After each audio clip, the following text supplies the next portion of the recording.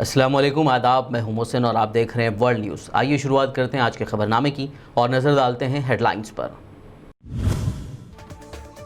آذربائیجان اور آرمینیا کے درمیان لڑائی کا تیسرا دن، اب تک 58 فوجیوں کے ہلاک ہونے کی خبر۔ سعودی عرب میں مبینہ دہشت گردوں کے خلاف بڑے پیمانے پر کی گئی کارروائی، 10 مشتبہ افراد گرفتار، بڑی مقدار میں ہتھیار اور دھماکو چیزیں برآمد۔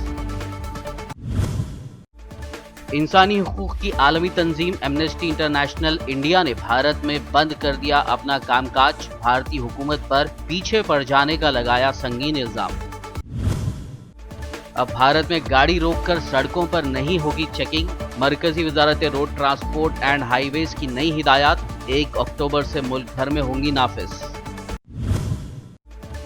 ایگریکلچرل قانون کی مخالفت کے دوران ٹریکٹر چلانے پر بولے پی ایم مودی، کسان جس کی پوجا کرتا ہے اپوزیشن نے اس کو آگ لگا دی۔ بہار کے گوپال گنج میں مارننگ واک پر نکلے جرنلسٹ کو بدماشوں نے ماری گولی، تینوں بدماشوں کی ہوئی شناخت، پولیس کر رہی ہے تلاش، جرنلسٹ کی حالت نازک۔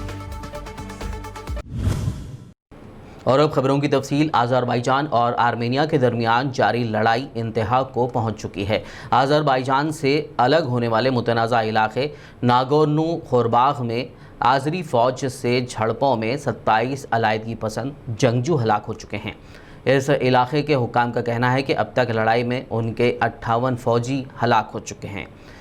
باکو میں آذربائیجان اور یروان میں آرمینیا کے حکام نے بتایا ہے کہ کل سارا دن دونوں طرف کی فورسز کے درمیان جھڑپیں جاری رہیں۔ قرباخ کے وزارت دفاع نے دعویٰ کیا ہے کہ اس کی فورسز نے جنوبی سیکٹر میں آذربائیجان کی فوج کا ٹینکوں سے حملہ ناکام کر دیا ہے۔ بتا دیں کہ آرمینیا اور آذربائیجان کے درمیان 1990 کی دہائی سے علاقائی تنازع جاری ہے۔ تب ناگورنو قرباخ نے آذربائیجان کے خلاف جنگ کے بعد اپنی آزادی کا اعلان کر دیا تھا۔ اس لڑائی میں 30,000 افراد ہلاک ہو گئے تھے۔ دوسری جانب ترکی اس لڑائی میں آذربائیجان کی کھل کر حمایت کر رہا ہے۔ متحدہ عرب امارات میں تعینات آرمینیا کے سفیر نے ترکی پر جنگ میں مداخلت کا الزام عائد کیا ہے۔ آرمینیا کے سفیر نے کہا ہے کہ آذربائیجان کو آرمینیا کے خلاف جنگ میں ترکی کی کھلی مدد اور حمایت حاصل ہے۔ ان کا کہنا تھا کہ اس جاری جنگ میں دونوں ملکوں کے درمیان کسی نے ثالثی نہیں کی ہے۔ قابل ذکر ہے کہ کوئی بھی جامع تنازع روس اور ترکی جیسی بڑی علاقائی طاقتوں کو کھینچ سکتا ہے۔ رشیا آرمینیا کا اتحادی ہے تو وہیں ترکی آذربائیجان کی حمایت کرتا ہے۔ سعودی عرب میں مبینہ دہشت گردوں کے خلاف بڑے پیمانے پر کارروائی کی گئی۔ سعودی حکومت کے مطابق حکام نے 10 مشتبہ افراد کو گرفتار کرتے ہوئے ان سے ہتھیار اور دھماکہ خیز چیزیں برآمد کرنے کا دعویٰ کیا ہے۔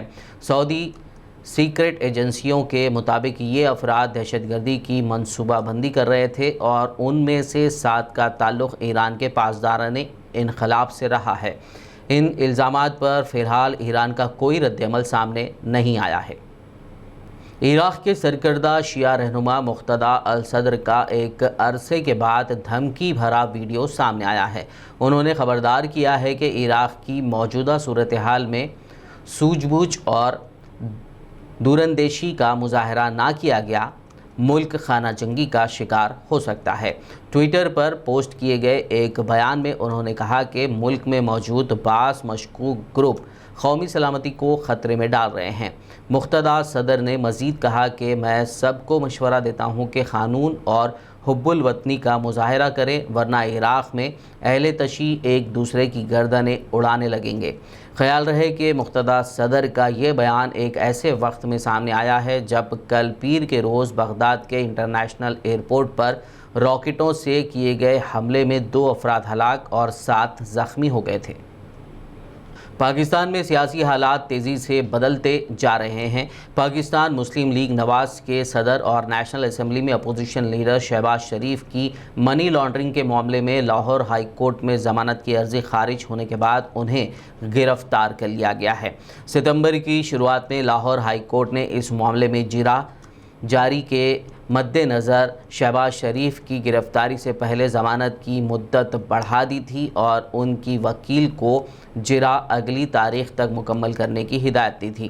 دوسری جانب شہباز شریف کی سیکریٹری مریم اورنگزیب نے الزام عائد کیا کہ ان کی گرفتاری سیاسی سازش کے تحت کی گئی ہے اور عمران خان کی حکومت انہیں نشانہ بنا رہی ہے اور ان کی گرفتاری سے پورے ملک کو یرغمال بنایا جا رہا ہے کہ عمران خان کے حکم پر آج نیب نے شہباز شریف کو گرفتار کیا ہے، کیونکہ یہ مثال بنانا چاہتے ہیں ان لوگوں کی جنہوں نے پاکستان کی عوام کی خدمت کی۔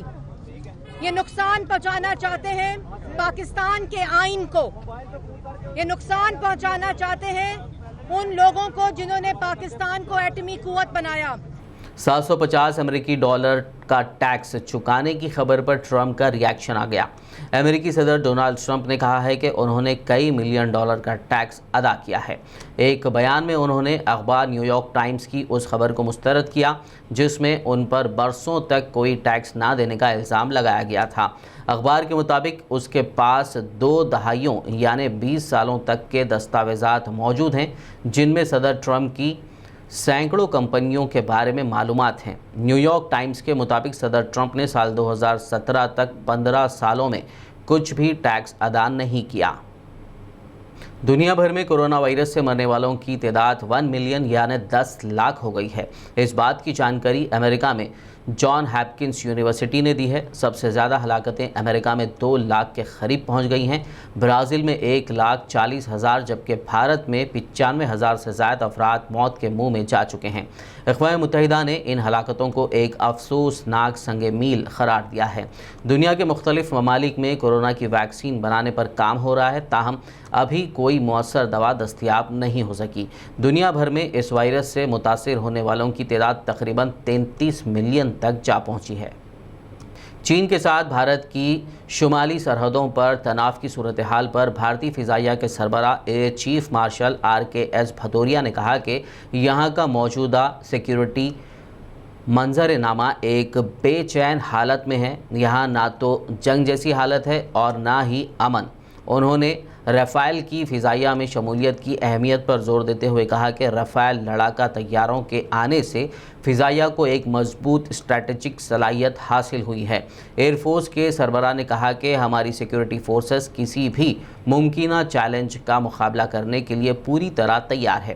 فضائیہ کسی بھی حماقت کا جواب دینے کے لیے پوری طرح پرعزم ہے۔ انہوں نے کہا کہ مستقبل میں ہونے والے کسی بھی تنازع میں فضائیہ طاقت ہماری فتح کا ضامن ہوگی۔ بھارتی حکومت پر ہراساں کرنے اور پیچھے پڑ جانے کا الزام عائد کرتے ہوئے انسانی حقوق کی بین الاقوامی تنظیم ایمنسٹی انٹرنیشنل انڈیا نے بھارت میں کام کاج بند کر دیا۔ ایمنسٹی انٹرنیشنل نے مودی سرکار پر 10 ستمبر 2020 کو اپنے تمام اکاؤنٹس کو فریز کرنے کا الزام لگایا ہے، جس کی وجہ سے تنظیم کو اپنے بیشتر عملے کو نکالنے اور بھارت میں جاری مہم اور ریسرچ کے کاموں کو مجبوراً روکنا پڑا ہے۔ اس تنظیم نے بھارتی حکومت پر بدلہ لینے کی نیت سے کارروائی کرنے کا الزام لگایا ہے۔ اس تنظیم نے بھارتی حکومت پر پیچھے پڑ جانے کا بھی الزام لگایا ہے۔ وہیں بھارتی حکومت کا کہنا ہے کہ اس تنظیم نے فارن کنٹریبیوشن ریگولیٹری ایکٹ کے تحت کبھی اندراج نہیں کروایا، جو غیر ملکی فنڈنگ کے لیے ضروری ہوتا ہے۔ ایمنسٹی انٹرنیشنل نے الزام لگایا کہ اس کی جانب سے دہلی تشدد اور جموں کشمیر کی صورتحال پر آواز اٹھانے کے بعد سے بھارتی حکومت انتقام کے جذبے کے ساتھ کارروائی کر رہی ہے۔ تنظیم نے کہا کہ ایمنسٹی انٹرنیشنل انڈیا نے تمام بھارتی اور بین الاقوامی قوانین کی تعمیل کرتی آ رہی ہے۔ ورلڈ نیوز میں فی الحال لیں گے ایک بریک، ملاقات ہوگی اس چھوٹے سے بریک کے بعد۔